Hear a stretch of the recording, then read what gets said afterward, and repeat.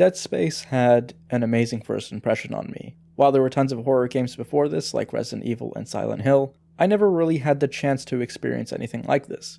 This was oddly enough my first introduction into the survival horror genre, and as a 12-year-old, I didn't know what to expect. My first exposure to the series was an odd one too, as I suddenly one day just happened to come across it when browsing through the PlayStation Store. It's possible I had vaguely heard of it before then, and if I had, it probably disappeared into the back of my mind. Back then, I would only really be convinced to play something by either word of mouth, or if it were a sequel I was already familiar with. What piqued my interest, however, was when I went searching for a different horror game, Fear 2, Project Origin.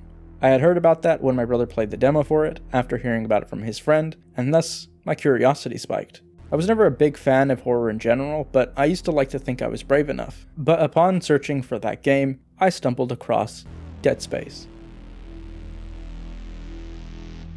I read the synopsis and that was intriguing enough for me. Thus, the next time I went to my local GameStop, formerly EB Games here in Canada up until recently, I picked up both Dead Space 1 and 2 for the PlayStation 3.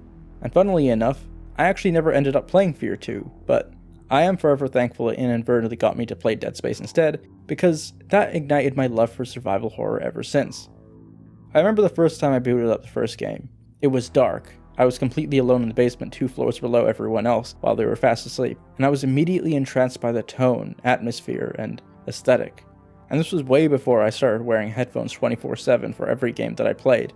Considering it was already a few years old at that point, where I had played a number of newer games with slightly better graphics, the fact that it was still able to grip me as much as it did was an impressive feat for Visceral Games, formerly known as EA Redwood. Though, to be fair, graphics don't need to be photorealistic to attain that effect. Just look at Signalis. But it is also impressive how surprisingly well the graphics hold up, even today. Setting foot on the Ishimura for the first time was quite a harrowingly enjoyable experience. Turning from corner to corner, sitting at the edge of your seat, always anticipating a necromorph to jump out and rip you apart. That experience was quite overwhelming overall. I was not used to feeling this fear and anxiety, and so learning to manage my inventory and carefully choosing what to upgrade and trying to decide which ones are most important was quite difficult for me at the time. Revisiting this game so many years later felt nostalgic and familiar, yet like a completely new experience. Instead of playing it on my PS3 like I did originally, I played this one on Xbox Series S through Game Pass, as I no longer have those games on PS3, and all my DualShock 3s now have drift. Plus, I think Xbox somewhat upscales it, so it makes it a slightly better experience. However, while you may not notice it from the footage, while I was playing it on my current TV, it did not quite look as brown in tone as I remember it. It looked a bit more like Dead Space 2 to me. But even with this difference, it didn't break the immersion because the core gameplay loop and design was, and still is, incredible. I think replaying this as an adult so many years later only made me appreciate and enjoy this game that much more, because I remember when I first played it, many of the gameplay systems were lost on me. Of course, I don't mean that I didn't know how to play, but I didn't know how to play.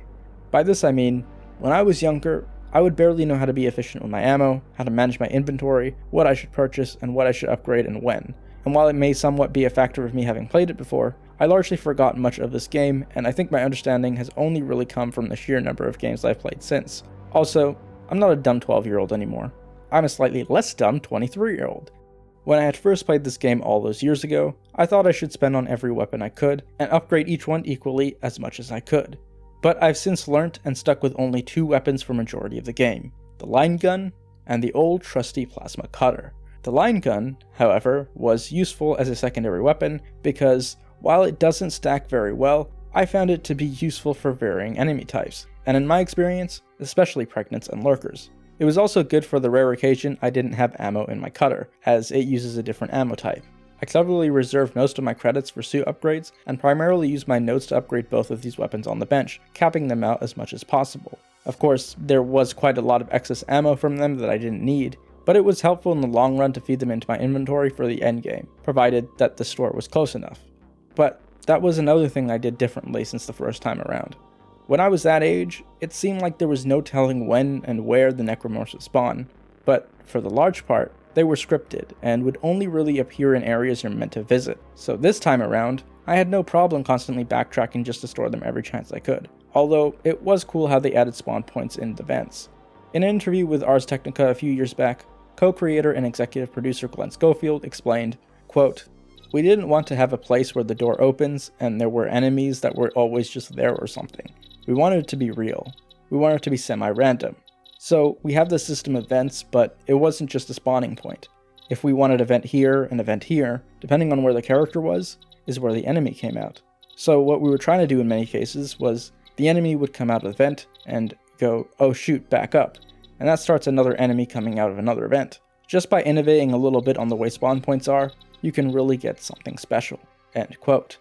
Traversing your environment was something that they did exceptionally well. Pressing down on the right stick would lead you to the direction you needed to go, and thus outlining whether or not you were stumbling into the next scripted section, or if you were going into an area to explore and loot, and I think would be a useful mechanic for other developers to learn from. For example, even in the game that I would call my personal game of the year, God of War Ragnarok, there were moments I would be worried I'd stumble into a main area and miss out on items I could have looted. So to have this in a game from 2008, it's quite amazing. In fact, I'm so grateful for that inclusion because the actual map in the game is not so great, to say the least. The reek system was quite an innovative touch, and I love how the health bar in this game is not just some HUD plastered all over the screen as it normally is, but rather was incorporated into the suit design in a minimalist way, adding more character and immersion into this world. Half of the immersion, though, is the audio design of this game, which I think was done exceptionally well for the time. The sound of every heavy footstep you take, the sound of every shot you take, the ominous music, the crunch of the necromorph's limb under your feet, and the ship humming as if it were alive. All of this builds on the tension. I do think, however, this is one of the reasons why I'm glad we're getting a remake, as the sound itself is half the battle, and while the design is great, the quality itself is a little bit outdated now. I wouldn't say it affects it on a massive scale, but it could use a modern polish, just like the graphics and resolution, all of which aren't necessary, but it does help push it further, only improving on what we had before. We talked quite a bit about everything I loved about this game, but this game isn't perfect, and in my opinion, it does have at least a couple of shortcomings.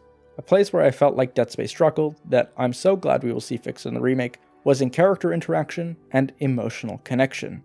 While I like the sentiment that Isaac is silent throughout because the only thing you hear is breathing, as that builds more tension during gameplay, and in theory would make you feel like you're in his boots, I found it odd that he didn't speak at all, especially when watching other characters die or get ripped apart. He has little to no reaction at all for most of the game. He doesn't react the first time he sees the necromorphs, he doesn't react to Chen or Johnston dying, and he doesn't react when Hammond suddenly gets attacked and killed by a brute. That is at least until the end of the game, when he is confronted with the truth about Nicole, and how she's been dead all along. It is at this point that Isaac puts his hand over his helmet, and briefly gives his head a shake, which is a totally natural reaction to the revelation that you've truly lost the one that you loved. Now, I get that as the player, it's about how you react more than Isaac himself, but it makes it ineffective if Isaac has almost no animations at all that would reflect what he should otherwise be feeling. Again, other than the one at the end. That is why when one of the characters died, I tried to make my own fun by acting like I should do something about it, even knowing I couldn't. So maybe for first-time players this works, but after that, you likely wouldn't even try. Oddly enough, however, this didn't bother me as much when I first played it. I think this might be because I wasn't necessarily looking to get attached to the story, just the atmosphere and gameplay. But I do remember that the lore and the characters really heightened themselves for me once I played through Dead Space 2 and 3. Both games I may revisit as well at some point. Though, as much as it irked me that we had a silent protagonist, there was something that frustrated me far more than anything else in the game. Those damn asteroid cannons. Given that it's a survival horror game, you would think that the spots that you would die in most are when fighting off necromorphs or in the middle of a boss fight, perhaps. But no. I died far more often trying to shoot those asteroids than at any other point, and when I looked online, many other people were absolutely infuriated by this part too. Yet, this isn't included just once. It was done twice. Now I do appreciate that Visceral is trying to mix up the core gameplay loop to make it perhaps more interesting and feel a little less repetitive, but I think for this remake, Motive should either find a way to improve it or axe it entirely. Because I love the inclusion of puzzles being simple enough not to detract from anything, and also being able to provide some breathing room in between combat encounters, but these asteroids were purely frustrating and unnecessary. Luckily, however, even with that being the most frustrating part of the whole game, the game shines so brightly everywhere else that I completely forgot about the other parts before revisiting them again.